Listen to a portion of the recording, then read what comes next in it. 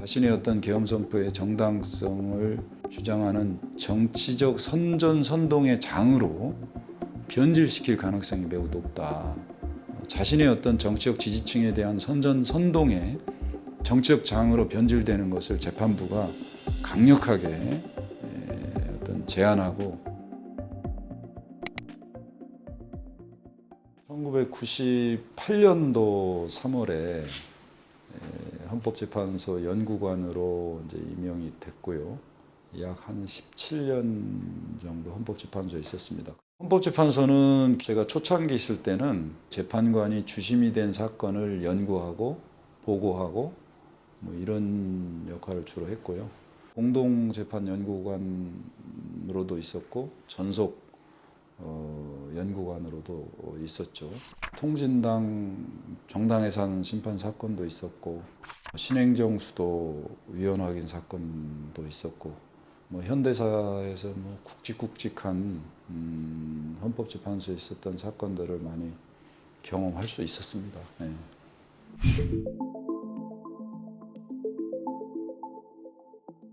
우리 헌법 65조는 대통령이 직무집행에 있어서 헌법과 법률을 위배한 때 탄핵소추를 국회가 할 수 있고 헌법재판소가 그 헌법법률 위반 여부에 대한 사유를 판단하고 대통령의 파면 여부를 결정하게 하도록 되어 있습니다. 그래서 탄핵소추 기관은 국회로 하고 탄핵소추에 대한 그 심판, 즉 파면 여부에 대한 결정은 헌법재판소로 이제 이원화시킨 거예요. 미국 같은 경우는 하원이 탄핵소추를 하고 상원이 이제 결정하는 정치적 심판 절차라고 볼 수 있는데 우리나라는 이제 심판 절차를 제3의 독립기관인 헌법재판소가 함으로써 법적인 심판 절차로 만들었다. 그 점에서 미국이나 다른 나라하고는 확실히 구별되는 부분이고요. 기본적으로 탄핵심판 제도라는 것은 국민이 직접 선출한 대통령이 직무집행에서 헌법과 법률을 위반한 때 국민의 이름으로 그 대통령의 어떤 권한을 다시 박탈하는 그런 제도입니다. 그러므로 인해서 우리 헌법을 수호하고 유지하는 제도다.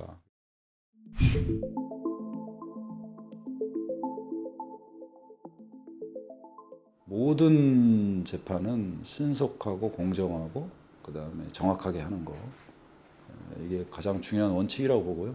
특히 이번 대통령 탄핵 심판 같은 경우는 뭐 그 똑같은 원칙이 적용돼야 되겠지만 대통령 탄핵이라는 게 권한대행 체제로 유지되는 거예요. 결국 우리나라가 국민이 직접 선출한 대통령에 의해서 행정부 수반으로서 국가 원수로서 이제 국가를 운영하게 되는데 지금 국민이 선출하지 않은 대통령이 국가를 운영한다는 것은 상당히 많이 부담이 되고 어떻게 보면은 헌정 질서에 일정한 제약, 중단이 있는 겁니다. 왜냐하면 국민이 직접 선출한 분이 아니기 때문에 그래요. 정치적 기반이 지지가 없잖아요. 정치적 지지가. 민족 정당성이 없기 때문이에요. 그렇기 때문에 우리 헌정체제를 확고하고 공고히 하고 또 우리 헌법이 예정한 대로 국가가 운영되기 위해서는 주권자인 국민이 직접 선출한 대통령에 의해서 국정이 운영돼야 된다. 그 공백기, 즉 권한대행체제의 공백기는 최대한 빨리 끝내야 된다. 그러기 위해서는 신속한 재판이 보다 더 중요한 의미를 갖는다는 거죠. 그래서 이번 대통령 탄핵 심판은 신속한 심판, 심리 절차를 진행해서 빨리 결정을 내리는 거 이게 무엇보다도 저는 중요하다고 생각을 합니다.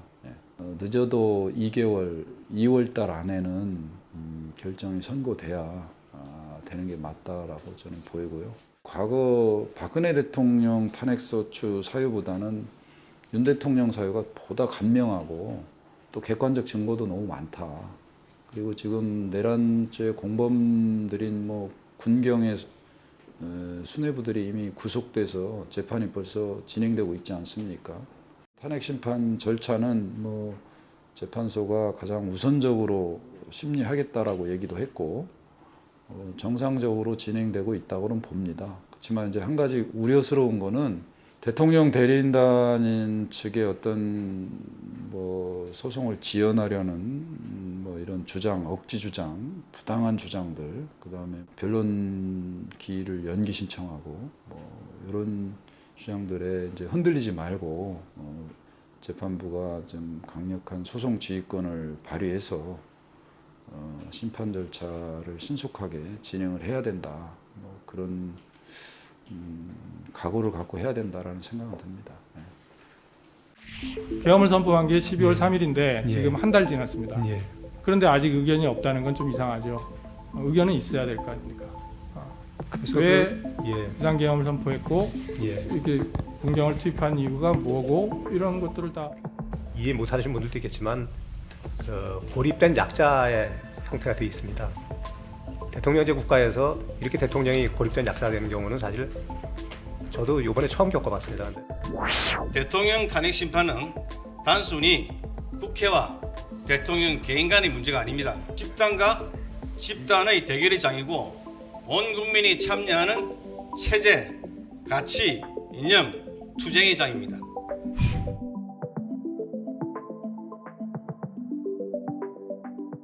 헌법 탄핵 심판 절차는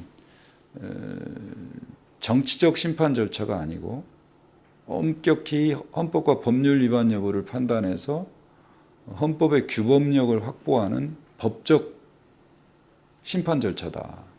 그렇기 때문에 대통령이 헌법재판소 심판정에 나와서 자신이 선포한 계엄 선포 행위가 헌법과 법률에 위반되지 않았다는 것을 주장하는 것은 정당한 변론이 되겠지만 그것이 정치적으로 계속적으로 주장하는 것은 탄핵 심판 절차를 왜곡시키고 변질시키고 폄훼하게 될 가능성이 매우 높다는 겁니다.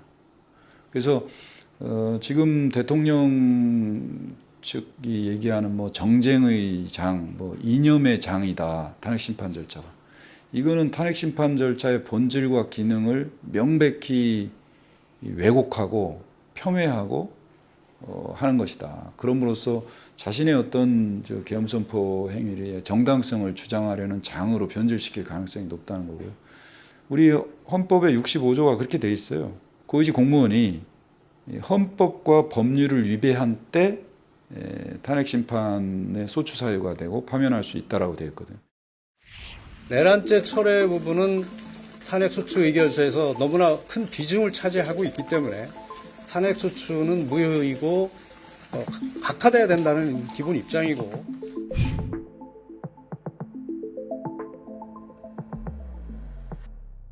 탄핵 소추 사실 관계 자체는 철회된 게 하나도 없습니다.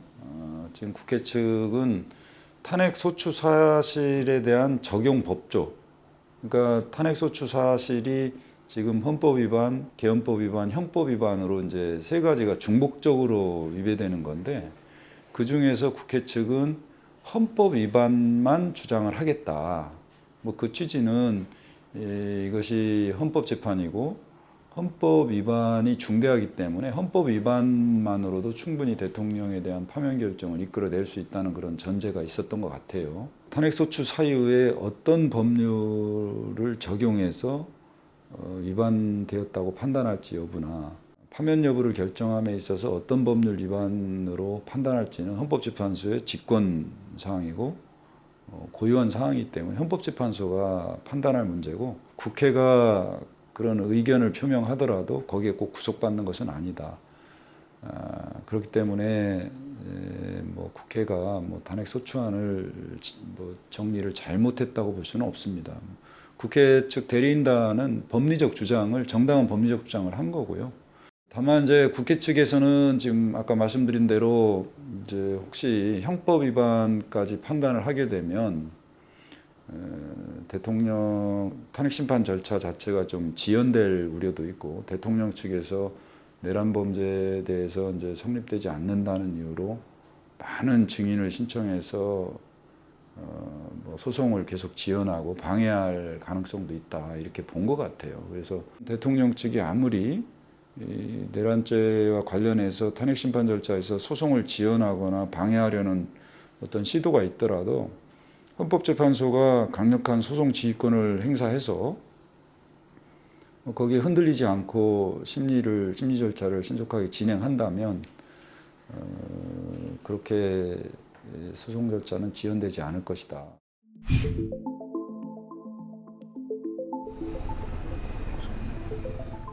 윤 대통령의 이번 위헌위법적인 계엄 선포 행위, 그다음에 국회를 군경으로 하여금 봉쇄하고 국회 본청에 침입해서 국회의원들이 계엄 해제 결의를 하려고 하는 것을 막고, 그다음에 결국은 뭐 주요 정치인뿐만 아니라 국회의원들을 체포하려고 했지 않습니까? 그리고 뭐 좀 더 진행되어 온 수사기관의 어떤 내용을 보면 비상입법기구까지 만들려고 했다는 것은 결국 국회를 폐쇄하려고 한 거예요. 해산하려고 했던 거. 그 자체가 뭐 내란 범죄냐 아니냐 여부를 떠나서 대한민국 헌정 질서를 파괴한 행위다. 아주 중대한 범죄고요. 중대한 헌법 위반이고, 더군다나 대통령은 헌법을 수호해야 될 헌법상 책무가 있는 사람인데 오히려 군대를 동원해서 헌법을 파괴했다는 것, 헌정 질서를 중단시키고 붕괴시켜 버렸다는 것, 그 헌법 위반의 중대성이 매우 크다. 그래서 내란 범죄를 굳이 적용하지 않더라도 헌법 위반의 중대성만으로 볼 때 대통령을 그 직무에서 계속 직무를 수행하도록 할 수는 없다. 파면 결정을 이끌어낸 데는 어려움이 전혀 없다라고 봅니다. 내란을 예고하고 하는 내란이 어디 있나? 그만두라고 그만두는 내란이 어디 있나? 이런 생각을 하시고 있습니다. 불법적인 어떤 수사나 사법 절차에 대해서 이를 용인하거나 여기에 응하는 것은 굉장히 나쁜 선례가 될 수 있고,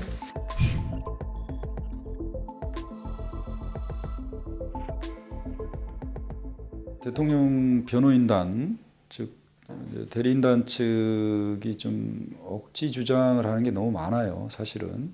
물론 이제 변호인의 입장에서 대통령을 충실히 변호하고 대리하는 것은 당연히 변호사의 어떤 권리이기도 합니다만, 변호사는 우리의 헌법과 법률을 존중해야 될 의무가 있습니다. 그것이 변호사의 또 사명이기도 하고요.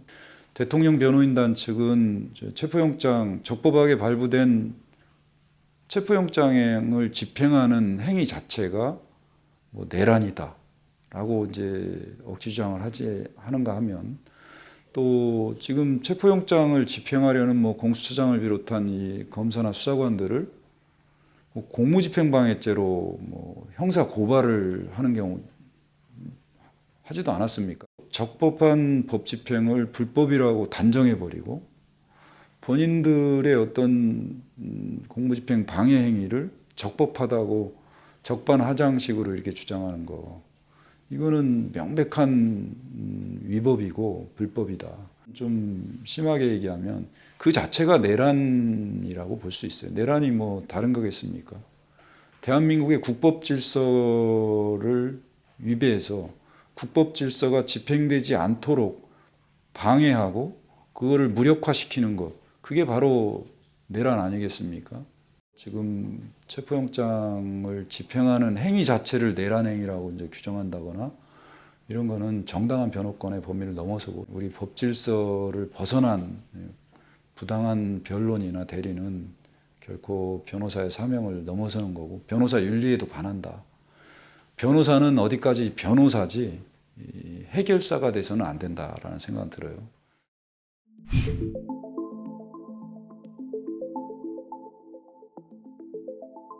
이런 단기간 내에 한국 현대사에서 대통령에 대한 탄핵 심판이 3번씩이나 있었다는 것은 참 안타깝고 헌법을 공부하고 있는 사람으로서 참 참담합니다. 대외 신인도뿐만 아니라 민생, 외교 모든 면에 대한민국에 그리고 대한민국 국민에게 많은 손해를 입혔고 앞으로 이거를 극복하기 위해서는 많은 시간과 노력, 비용이 들 거예요. 그렇지만 우리는 정말 값비싼, 너무나 값비싼 비용을 치르고 있는데 최대한 빨리 이걸 극복해내고 또 우리 뭐 이런 유연적인 비상계엄도 극복해낸 대한민국이지 않습니까? 대한민국 시민들이고 그래서 잘 극복해낼 것이다라고 저는 확신을 하고 있고 우리 국민들의 어떤 생각들이 조금씩 다르지만 대한민국은 계속 존속돼야 되고 대한민국의 헌법과 민주주의, 법치주의는 더욱 공고화되어야 된다는 점에 대해서는 우리 국민 모두가 다 일치된 의견일 거라고 생각합니다. 저는.